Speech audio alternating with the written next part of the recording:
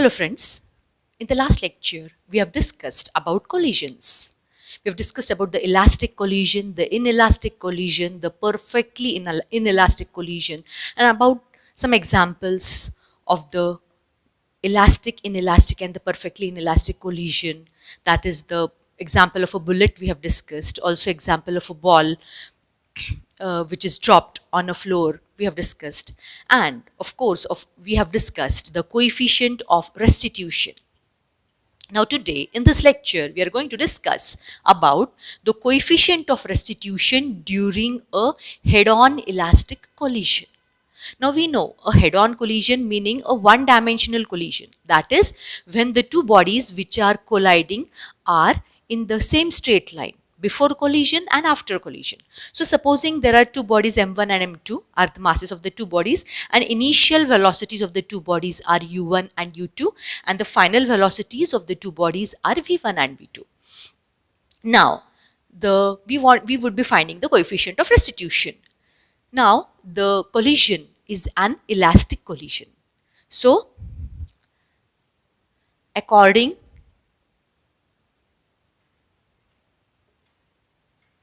to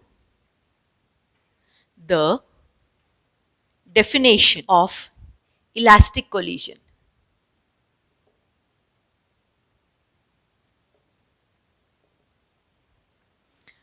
one,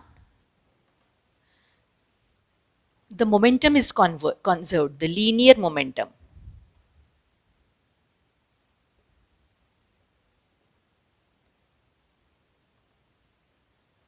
is conserved, and the kinetic energy is also conserved. The kinetic energy is conserved. Now, the linear momentum, that is one, initial linear momentum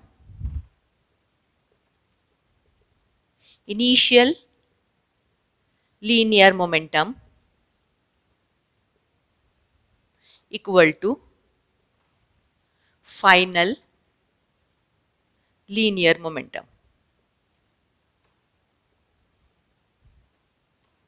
Now initial linear momentum is the mass is m1 and initial velocity is u1, and the mass is m2 and initial velocity is u2. So the initial linear momentum is m1 u1 plus m2 u2 is equal to m1 v1 plus m2 v2.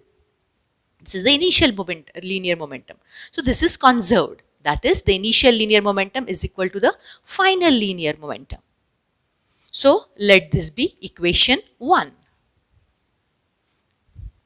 We take the terms of m1.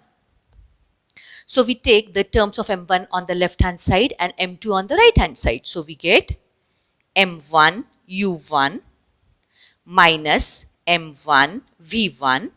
This is equal to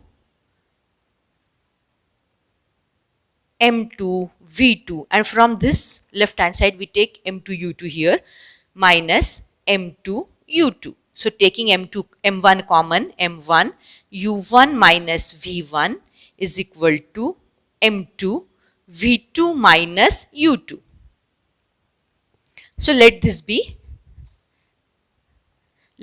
equation 1. Now we know from the equation 2, that is the kinetic energy in the elastic collision, the kinetic energy is conserved. So according to the law of conservation of kinetic energy in the elastic collision, the initial kinetic energy is equal to final kinetic energy. The initial kinetic energy is half of, now this is mass m1 and m2. So half of m1 u1 square plus half m2 u2 square. This is equal to half m1 v1 square plus half m2 v2 square. Now, we again rearrange the terms. But before that, we take half common. So, half of m1 u1 square plus m2 u2 square. This is equal to half m1 v1 square plus m2 v2 square. Now, multiplying by 2 on both sides. By 2 on both sides. So, we get multiplying here by 2 and here also by 2. So, this 2 cancels with this 2 and this 2 cancels with this 2. So, we get m1 u1 square plus m2 u2 square because we have multiplied by 2. So, half and the 2 cancel. So, m1 u1 square plus m2 u2 square is m1 v1 square plus m2 v2 square. Now, again we rearrange. We take the terms of m1 on one side and m2 on other side. So, we get m1 u1 square minus m1 v1 square is equal to m2 v2 square minus m2 u2 square. So, I take again m1 in common. So, m1 u1 square minus v1 square, this is equal to m2 v2 square minus u2 square. So, now this is like u1 square minus v1 square is like a square minus b square. So, we expand it like a plus b into a minus b. So, here we will expand it like u1 square minus v1 square is u1 plus v1 into u1 minus v1. So, I will write here m1 u1 plus v1 into u1 minus v1. This is equal to m2 v2 plus u2 into v2 minus u2. Now, let this be the second equation. Now, we have got two equations. m1 u1 minus v1 is equal to m2 v2 minus u2. So, I rearrange this equation in this form. So, I write here m1 u1 minus v1 into u1 plus v1. This is equal to m2 v2 minus u2 into v2 plus u2. So, let this be equation number 2. So, now dividing equation 2 by 1. So, we get divide equation 2 by 1. So, we get m1 u1 minus v1 into u1 plus v1 and this is equal to m2 v2 minus u2 v2 plus u2. So, this is divided by equation 1 which is m1 u1 minus v1 and this is m2 v2 minus u2. So this term and this term is same and this term and this term is same. So, both the term here get cancelled. So, u1 plus v1 is equal to u2 plus v2. So, we shift this u1 here and v2 here. So, we get v1 minus v2 is equal to u2 minus u1. So, let this be the equation number 3. Let this be equation number 3. Now, we want to find the coefficient of restitution. So, the coefficient of restitution E is equal to v1 minus v2 upon u2 minus u1. So, let this be equation number 4. Now, from equation 3 and 4, from equation 3 and 4, we get E is equal to V1 minus V2. So for this V1 minus V2, I put up U2 minus U1. So U2 minus U1 upon U2 minus U1.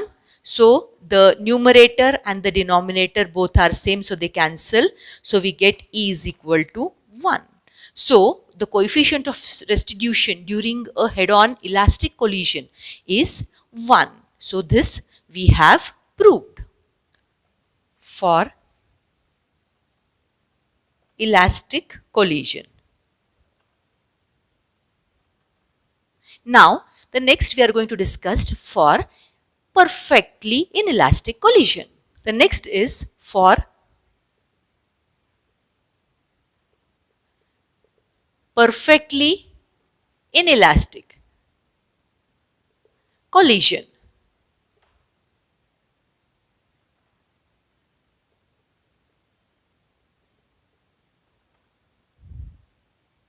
Now, we know that for a perfectly inelastic collision, both the bodies, after they collide, they move with some common velocity. So here, the final velocity is V1 is equal to V2. That is equal to some particular velocity V. So that is V1 is equal to V2. Therefore, V1 minus V2 is equal to 0. So E is E equal to minus of V1 minus V2 upon U1 minus U2. So that is 0 upon U1 minus U2, that is equal to 0. So E equal to 0 for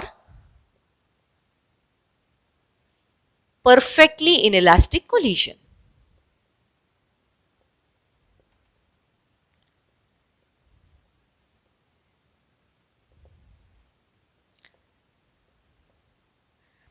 E is equal to 0 for perfectly inelastic collision. This we have found out.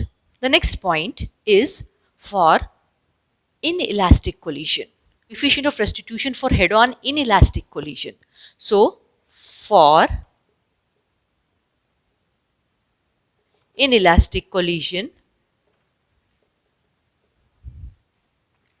we know E is equal to minus of V1 minus V2 upon U1 minus U2. Now, we know that in inelastic collision, the momentum remains same or the momentum is conserved, but the kinetic energy is not conserved. We know. So, the initial kinetic energy is greater than the final kinetic energy. Why? The initial kinetic energy is greater than the final kinetic energy because some energy is lost in the sound, heat, light or braking. Like we know if when there is an accident between a car and a truck. So, when the accident happens, when the collision of the two takes place, we know that there is sound is created, light is also given out, or there is breakage of the body parts of the car and the truck. So, the kinetic energy initial is greater than the final kinetic energy, and hence the initial, and hence here we can say V1 minus V2 is this bracket is less than U1 minus U2 because energy is lost, and hence the numerator is smaller than the denominator. Hence here we can say that the coefficient of restitution E is between 0 and 1. It cannot be 1 because U1 minus U2 is not equal to V1 minus V2 like in the elastic collision, or V1 minus V2 will not equal to 0 like in the perfectly inelastic collision.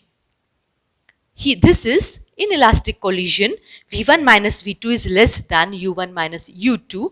So, numerator is smaller, denominator is larger, and hence the value of E is between 0 and 1. So this is for inelastic collision. Inelastic collision. So in this lecture, now we conclude that the coefficient of restitution for elastic collision E is equal to 1. The coefficient of restitution for perfectly inelastic collision is equal to 0, and the coefficient of restitution for inelastic collision is between 0 and 1. Thank you.